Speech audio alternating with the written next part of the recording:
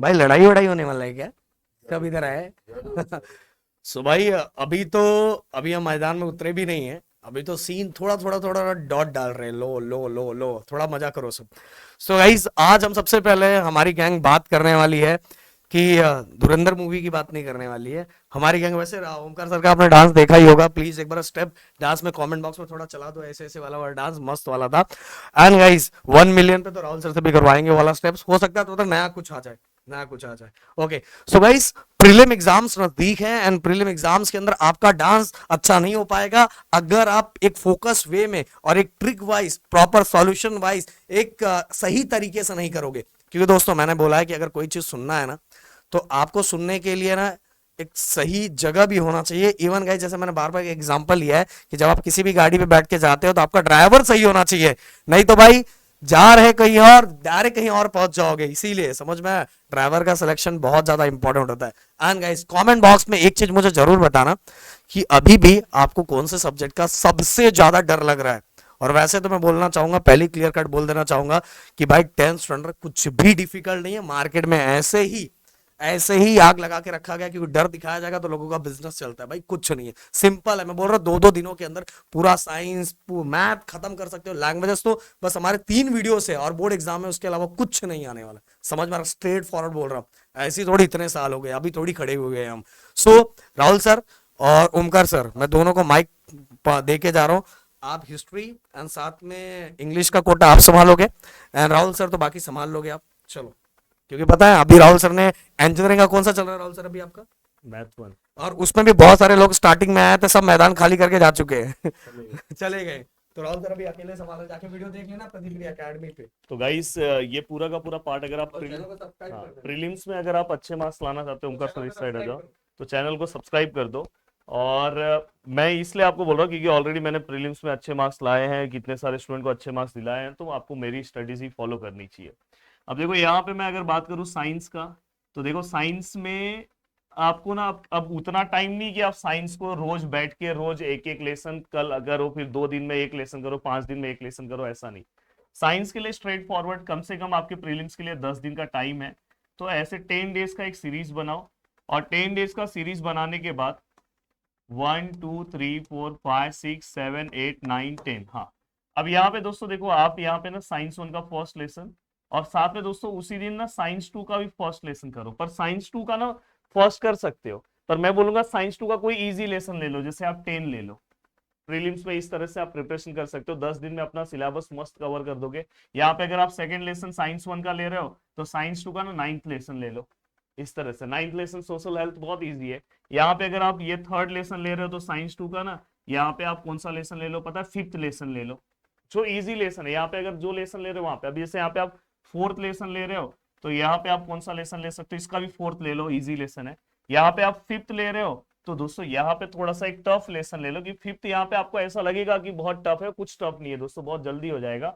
तो उस टाइम पे आप यहाँ पे ना थर्ड लेसन ले सकते हो। तो इस तरह से आपका एक स्ट्रेटेजी आप यहाँ पे एक पहले तो 10 दिन का बनाओ, मस्त 10 दिन में आप प्रीलिम्स में अच्छे मार्क्स ला सकते हो। अब सर पढ़ना कैसे है? सर मुझे एक लेसन पढ़ने के लिए बहुत टाइम लग रहा है। देखो दोस्तों, हमारे यूट्यूब चैनल पे बहुत सारे इजी ट्रिक के वीडियोस अवेलेबल है। इजी ट्रिक के वीडियोस अवेलेबल है। मैं आपको ये बोलूंगा कि इजी ट्रिक का अगर आप एक वीडियो देख लेते हो, आपका काम हो गया। अगर आपसे और अच्छा पॉसिबल हो, तो हमारा दंगल बैच लॉन्च किया है हमने। दंगल बैच, दंगल बैच जो है, दंगल 2 की 3.0 है। 3.0 जो है वो 25 से स्टार्ट हो रहा है, जिसमें हमने साइंस पहले से ही दे दिया। दंगल 2.0 का साइंस हमने दे दिया है। एक एक घंटे में एक एक लेसन मस्त नोट्स के साथ खत्म है। तो ये भी आपके पास ऑप्शन है, या तो आप यूट्यूब से देख लो इजी ट्रिक, तो आपका ना साइंस का टेंशन खत्म। और साइंस में आप आराम से पूरा का पूरा मार्क्स स्कोर कर सकते हो। मैं आपको बताऊं, बोलोगे सर 100 आउट ऑफ 100 कैसे आप लिख रहे हो, प्रैक्टिकल्स में कैसे मार्क्स स्कोर करना है, उसके ऊपर भी मैं वीडियो बनाने वाला हूँ। अब साइंस का हो गया ओमकार सर। Yes sir. अब बारी किसकी है? मैथ की। देखो मैथ के लिए तो मैं एक ही सजेशन दूंगा। पिछले भले आप में से जो लोग मुझे जानते नहीं है, तो हॉट्स के क्वेश्चंस को लेकर ना बहुत डर बनाया जाता है। पर ओमकार सर 22, 23, 24, 25 चारों साल जो हॉट्स का क्वेश्चन दिया सेम टू सेम पेपर में आया। कम्युनिटी पे जाके आप चेक कर लो, हमने फोटो भी डाला है कि भाई जो बताया था हॉट्स वही आया। तो मैं आपको एक पहला सजेशन दूंगा ना, आप बस प्रॉब्लम सेट पे पहला, प्रैक्टिस सेट पे पहला फोकस करो, प्रैक्टिस सेट पे। और इसके लिए भी आप 10 डेज स्ट्रेटेजी बनाओ। हाँ, कोशिश करो कि रोज एक एक लेसन कवर करने के लिए और इसके लिए भी सबसे अच्छा एक तरीका है कि मैं 25 को मेरा दंगल स्टार्ट कर रहा हूँ, उससे जुड़ो। अगर अभी आपके पास टाइम नहीं है, दंगल से नहीं जुड़ पा रहे हो सर, कैसे जुड़े? प्रदीपगिरी कॉलेज एंड स्कूल एप्लीकेशन से। दूसरा एक ऑप्शन है कि मेरा बहुत सारा लाइव चलने वाला है, उससे आप जुड़ जाओ। बहुत सारे ऐसे लेसन्स के मैंने वीडियोस बनाए हैं, वन शॉट वीडियोस। मेरे वन शॉट वीडियोस में से 100% क्वेश्चन आता है, इस बार भी आएगा। जो क्वेश्चन पे हाथ रख दूंगा वही क्वेश्चन आने वाला है, ऐसा नहीं मजाक में बोल रहा हूँ, जाके देख लेना। पिछले साल का बोर्ड एग्जाम जो 11th में बच्चे होंगे, जो 12th में बच्चे होंगे, उनको पूछना मेरे बारे में, आपको बताऊंगा, तो आपको बिल्कुल टेंशन नहीं है। तो मैं आपको यही बोलूंगा कि इसका आप 7 डेज प्लानिंग रखो, 7 डेज प्लानिंग, रोज एक लेसन, इसका एक लेसन। थोड़ा सा मेहनत करना पड़ेगा दोस्तों, या तो आप ना, जिनके प्रीलिम्स अभी टाइम है ना, 14 डेज में इसको कन्वर्ट कर दे। अभी थोड़ा सा टाइम भी होगा, प्रीलिम्स मोस्टली सबके दिसंबर लास्ट या जैन में स्टार्ट होंगे, तो 14 डेज में अगर आप कवर कर दोगे तो और अच्छा है। देखो 2 डेज में 1 लेसन, यहां पे भी 1 लेसन, ऐसे करके दोस्तों 14 डेज में आपके मैथ 2 के 7 लेसन हो जाएंगे, और मैथ 1 का तो 6 लेसन ही है, जल्दी हो जाएगा। तो मैथ का इस तरह से। अब सर करना क्या है इसके अंदर? इसके अंदर आपको ना प्रैक्टिस सेट, पहले राउंड में आप प्रैक्टिस सेट करो, प्रॉब्लम सेट का इंपॉर्टेंट मैं जो दूंगा वो, और वैसे मैं प्रैक्टिस सेट के भी इंपॉर्टेंट देने वाला हूँ। बट आप और कोई लेसन जैसे मेंसुरेशन नहीं हो रहा, मेंसुरेशन वन शॉट गिरी ट्यूटोरियल सर्च करो, देख लो, पेपर में जाओ, बैठो, वही क्वेश्चन आपको दिखेगा। मैं आपको बोल रहा हूँ प्लीज करो। और वैसे मेरा भी लाइव सेशन अब लगने वाले हैं लाइन से, ठीक है सर। अब मैथ भी हो गया सर, साइंस भी हो गया, अब बात आती है लैंग्वेजेस की। ऑलरेडी ओमकार सर आपको एसएसटी का तो बताने वाले हैं, क्योंकि ओमकार सर जो क्वेश्चन पे हाथ रख देंगे एसएसटी का वही क्वेश्चन आएगा। क्वेश्चन पेपर में अगर क्वेश्चन दूसरा भी डाला रहेगा तो अपने आप चेंज हो जाता है, ये सच है, ऐसा नहीं कि ऐसे ही डायरेक्ट बोल रहा हूँ। अब जाके 2025, 2024, 23, 22 बोर्ड एग्जाम देख लो।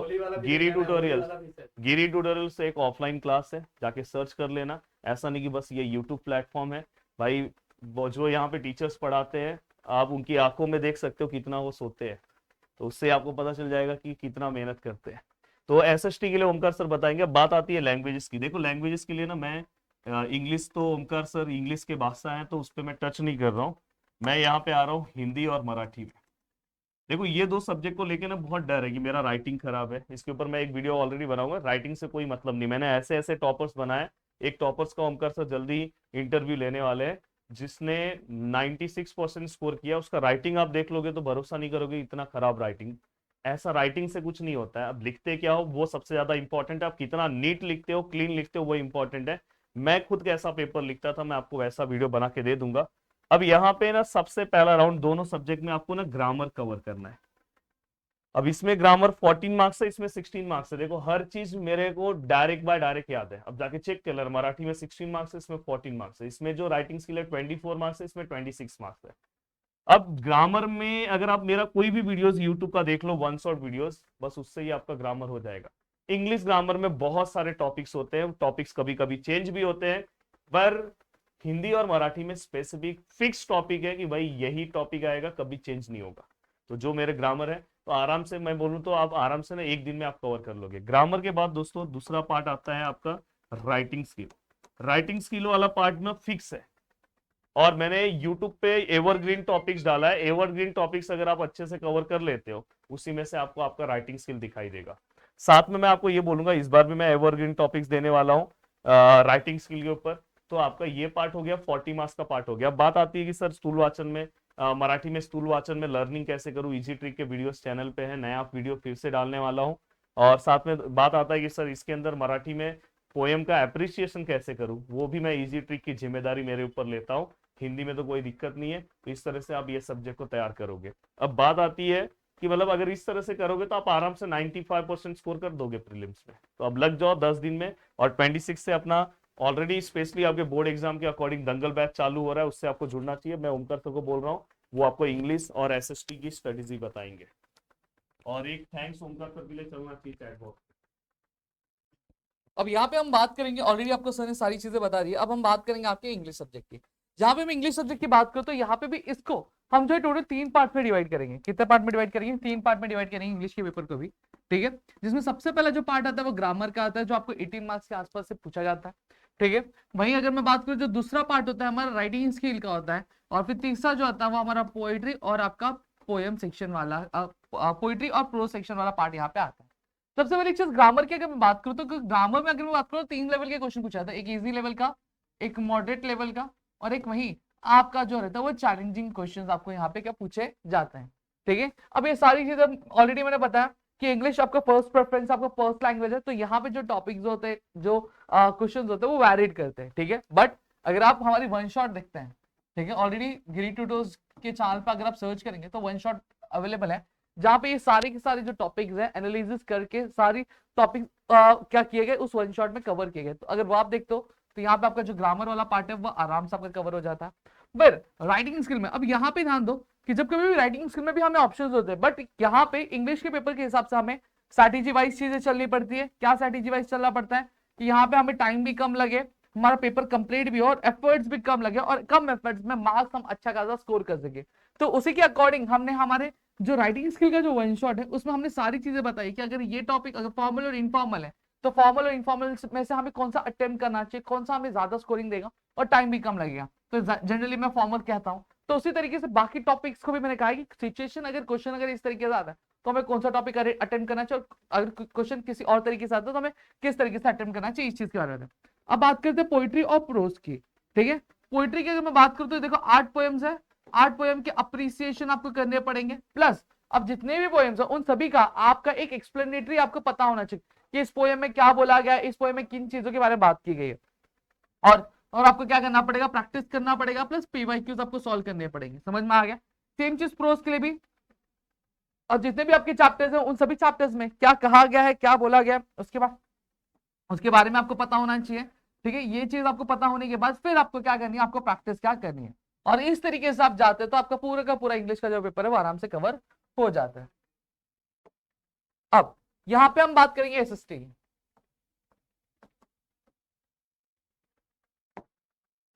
अब एसएसटी में अगर हम बात करें तो आपका हिस्ट्री आ जाता है, आपका पॉलिटिकल साइंस आ जाता है, और फिर आपका ज्योग्राफी आता है।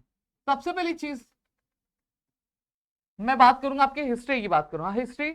अब मैं हिस्ट्री की अगर मैं बात करूं तो हिस्ट्री में सीधी सीधी बात है कि सबसे पहले आपको क्या करना है, आपको जो टेक्सुअल क्वेश्चंस है वो टेक्सुअल क्वेश्चंस पे आपको ध्यान देना है, ठीक है, ठीक है। टेक्सुअल क्वेश्चंस पे ध्यान देना, और वो भी आप कैसे आप प्रिपेयर करोगे वो भी आपको ध्यान रखना है। सबसे पहली चीज अगर मैं बात करूं, देखो एक प्रिपरेशन करने का भी एक तरीका होता है, एक स्ट्रैटेजी होती है। सबसे पहली चीज आपको क्या करना है, आपको पीवाईक्यूज आपके, ठीक है, उनमें आप देखो क्वेश्चन किस तरीके के पूछे गए। अब जनरली जो मैंने देखा है कि 2019 हो गया, 20 हो गया, 22 हो गया, 23 हो गया, 24 हो गया, 25 हो गया। अब इनमें जो जनरली जो क्वेश्चन पूछे जाते हैं वो कौन से पूछे जाते हैं, फर्स्ट चैप्टर से, जैसे फेमिनिस्ट हिस्टोग्राफी हो गया, ठीक है, फिर उसके बाद कार्ल मार्क्स क्लास थियरी हो गया, ये एक पूछा जाता है।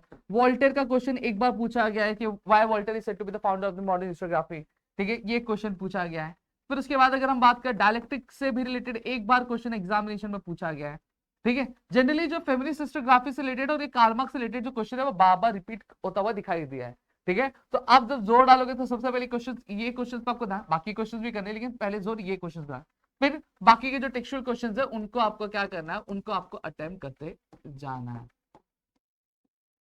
ठीक है। तो इस तरीके से आप जाओगे तो आपका जो हिस्ट्री का पूरा पार्ट है वो आपका आराम से कवर हो जाएगा। मैं आपको कहूंगा कि पूरा का पूरा आपको जो टेक्स्ट बुक के जो क्वेश्चन है उस पर आपको पहले ध्यान देना है, ठीक है। सेम चीज पॉलिटिकल साइंस के लिए। अब ज्योग्राफी के लिए बात करता हूँ। ज्योग्राफी पे अब यहाँ पे दो चीजें आती है, एक होता है आपका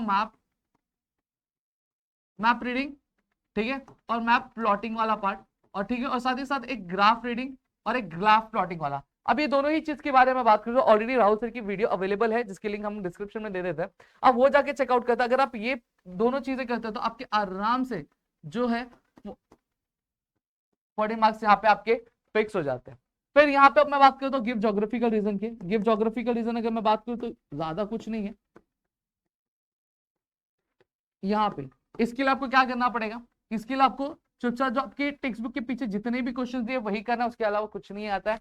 मार्क्स आपको चीजें, और मैप रीडिंग में भी आपको बता दूं, मैप रीडिंग में भी आपने देखा होगा कि आपके टेक्स्ट बुक के बीच बीच में से आपको कुछ क्वेश्चन दिए रहते हैं, मैप दिया रहता है, उसके बेसिस पर कुछ क्वेश्चन है वो आपको क्वेश्चन कर लेना। और ग्राफ रीडिंग के लिए भी सेम पार्ट आपको क्या कवर करना है, ठीक है। तो ये मैंने आपको ज्योग्राफी के लिए पूरा पार्ट बता दिया और आपको हिस्ट्री के लिए पूरा पार्ट। होप्स आपको यहाँ पे पूरी की पूरी चीजें क्लियर हो गई। स्टिल अगर आपको और भी कोई डाउट है तो प्लीज मुझे कमेंट सेक्शन में कमेंट करके जरूर बताएं। वीडियो अच्छी लगी तो प्लीज वीडियो को लाइक करिए, चैनल सब्सक्राइब नहीं किया तो चैनल सब्सक्राइब करना, अपने दोस्तों जरूर शेयर करें। फिर तक अगली वीडियो में जय हिंद दोस्तों।